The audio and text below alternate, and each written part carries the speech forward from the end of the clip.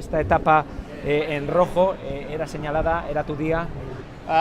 To be honest, I did not really think about the victory because I thought this time trial would not suit me, and I didn't want to go too high risk with this wet condition and this tricky lap.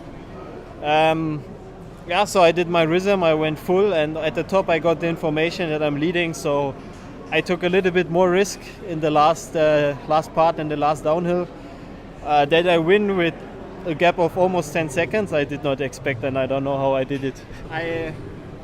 We planned to change the bike, but in the first part I saw that the road gets dry, so I decided in the race to stay on the time trial bike, and I think it was the right decision.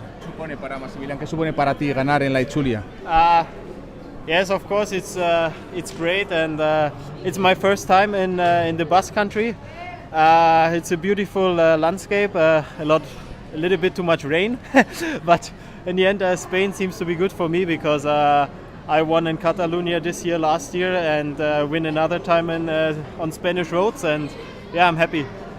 And I just want to add thank you to all the fans on the climb. They pushed us up, was a great feeling. ¿Qué podemos esperar ahora de ti en lo que queda de Chuli? And what can we expect from you for the following days in the Itzulia? That's a good question. I'm pretty surprised this year. My legs are good. I focus on the classics in Belgium, the Ardennes classics, but I take every chance that I can get, and we have a strong team here. We have many options, and in the end, I just hope we do a awesome race as a team.